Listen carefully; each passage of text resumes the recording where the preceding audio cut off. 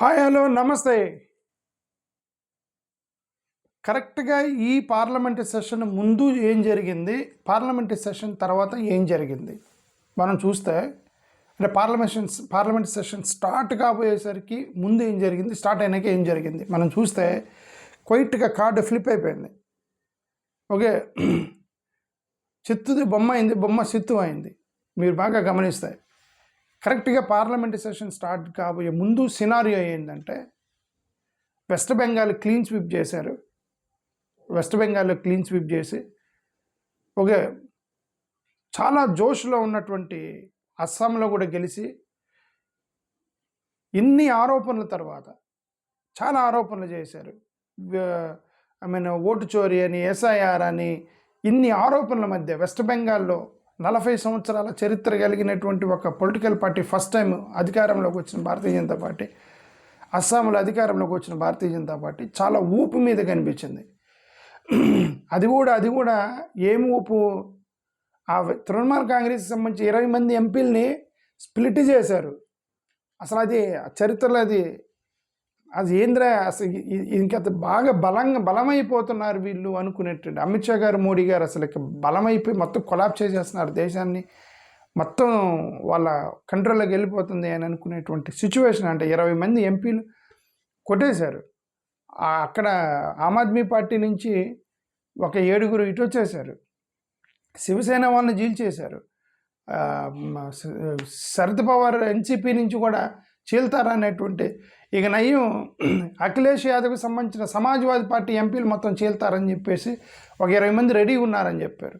నేను గతంలోనే చెప్పాను, వీళ్ళందరినీ చీలుస్తారు కానీ కాంగ్రెస్ వాళ్ళని చీల్చారు. ఎందుకంటే ఈ రీజనల్ పార్టీ మొత్తాన్ని ఎత్తేసి కాంగ్రెస్ వర్సెస్ బీజేపీ రెండింటిలో ఒకటే ఉండాలని వాళ్ళ ప్లాన్.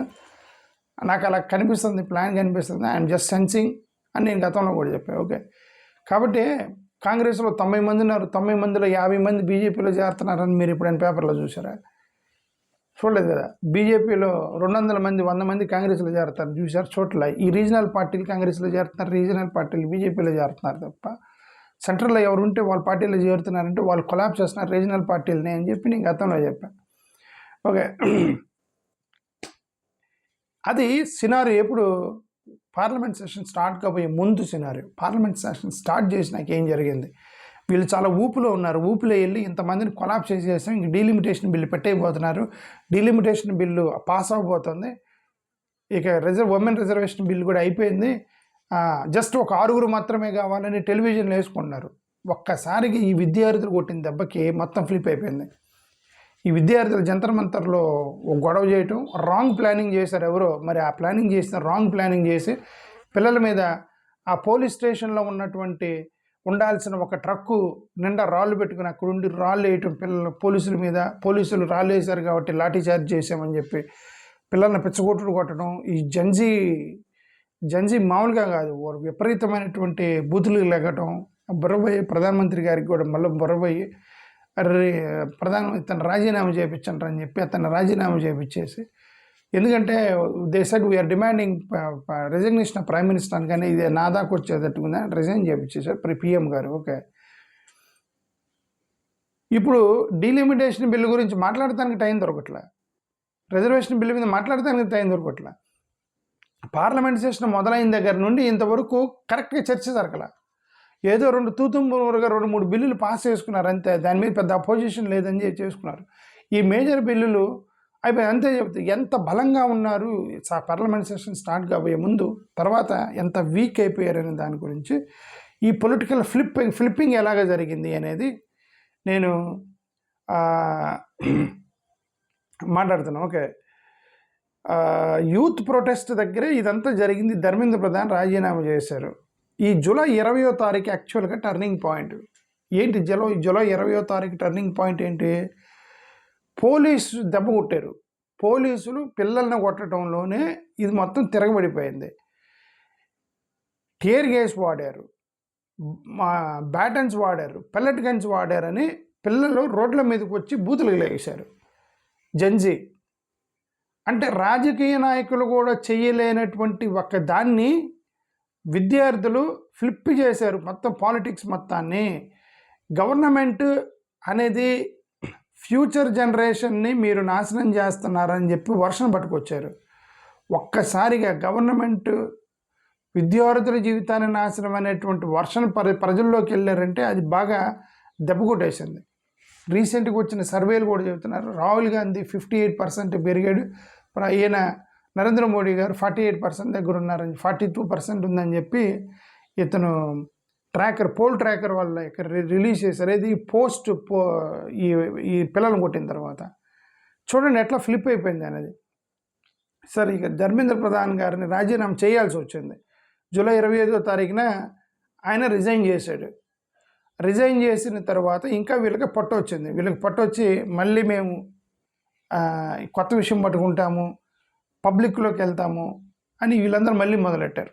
అంటే ఒకసారి అందుకని చాలామందికి అతను రిజైన్ చేయటం నచ్చలా. చాలామంది ఏం కోరుకున్నారంటే పిల్లల్ని ఇంకా కొట్టండి అని కోరుకున్నారు. రిజైన్ చేయొద్దు, మన పట్టుపోయిద్ది సార్. రిజైన్ చేసాడు, ఎందుకంటే వాళ్ళు పిఎం అని రిజైన్ చేయమంటున్నారు. సో ఒకసారి ఈ పేపర్ లీక్లు ఇవన్నీ కూడా అయిపోయి ఇప్పుడు పిల్లల్లో స్ట్రెంగ్త్ వచ్చింది, అపోజిషన్లో స్ట్రెంగ్త్ వచ్చింది. గవర్నమెంట్ యొక్క స్ట్రెంగ్త్ వీక్ అయిపోయి అపోజిషన్ స్ట్రెంగ్త్ అయింది, అపోజిషన్కి ధైర్యం వచ్చింది. చివరికి ఈ మైనారిటీస్ కూడా మొన్నటి వరకు ఈ క్రిస్టియన్ మైనారిటీస్ వీళ్ళు ఎఫ్సిఆర్ఏ బిల్లు ఎప్పుడో పెట్టారు. ఎఫ్సిఆర్ఏ బిల్లు 2023 నుంచి జరుగుతుంది చర్చ. 23 మార్చిలోనూ ఎప్పుడో పెట్టారు ఈ బిల్లు. యాక్చువల్గా అప్పుడు ఎవరు మాట్లాడలే. ఎందుకు క్రిస్టియన్స్ మీరు ఎక్కువ క్రిస్టియన్స్ పిలిచి ఒకటే చెప్పారంటే మీరు ఎక్కువగా గొడవ చేస్తే ఎఫ్సిఆర్ఏ మీద ఆడిటింగ్ చేస్తే మీకే నష్టం. ఎందుకంటే ఎఫ్సిఆర్ఏ మీద వీళ్ళందరూ ఎంత కూడా ఏంటంటే ఎవరు ఫెయిర్గా ఉండరు కదండి. పేరుకే క్రిస్టియన్ అంటే క్రిస్టియన్ యాక్చువల్గా క్రిస్టియన్ అయి ఉండాల్సింది ఏం లేదు కదా. అంటే బైబిల్ ప్రకారం న్యాయం చేయకూడదు, బైబిల్ ప్రకారం అన్యాయం చేయకూడదు, అబద్ధం ఆడకూడదు, కరప్షన్ చేయకూడదు అనేటువంటి ఆ మొరాలిటీతో క్రిస్టియన్ సంస్థలు మొత్తం రన్ అవుతాయి అనుకున్న పొరపాటు.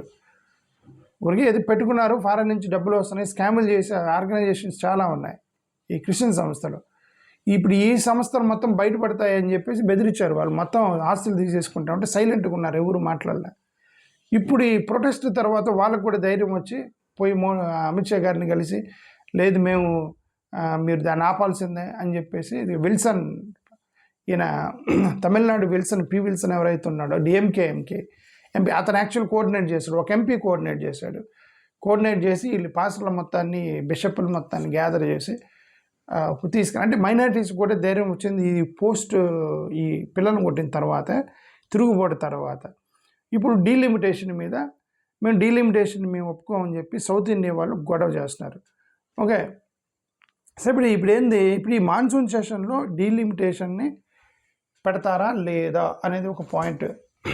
ఓకే, ఇప్పుడు డీలిమిటేషన్ బిల్లుని పెడతారా లేదా అనేది ఒక పెద్ద issue. Women reservation bill pass అవుతుందా లేదా అనేది ఒక ఇష్యూ. ఎఫ్సిఆర్ఏ బిల్లు పాస్ అవుతుందా లేదా అనేది ఒక ఇష్యూ.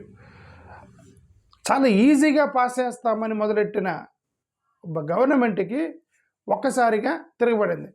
ఆశ్చర్యం ఏంటంటే, నిన్న లీడర్ ఆఫ్ ది అపోజిషన్ ప్రసంగిస్తూ అమిత్ షా గారికి నిద్రపట్టలేదు, నరేంద్ర మోడీ గారికి నిద్రపట్టలేదు, వాళ్ళు అసలు నిద్రపోవట్లేదు, వాళ్ళిద్దరూ ఈ పిల్లల వల్ల నిద్రలేని జీవితాలు గడుపుతున్నారని చెప్పి అతను ప్రసంగించాడు డైరెక్ట్ పార్లమెంట్లో. మీకు తెలుసు, ఓకే, నిన్న ప్రసంగంలో లీడర్ ఆఫ్ ది అపోజిషన్ అంటే వాళ్ళు నిద్రలేని రాత్రులు గడుపుతున్నారని చెప్పేసి లీడర్ ఆఫ్ ది అపోజిషన్ ఆరోపణ చేసి అంత ఫ్లిప్ అయిపోయింది. విజయం సాధించాము అనేటువంటి ఒక సిచ్యువేషన్ నుంచి నిద్రలేని రాత్రులు గడిపే దాకా ఫ్లిప్ చేసినటువంటి రాజకీయం ఒక్కసారిగా టర్న్ అయింది.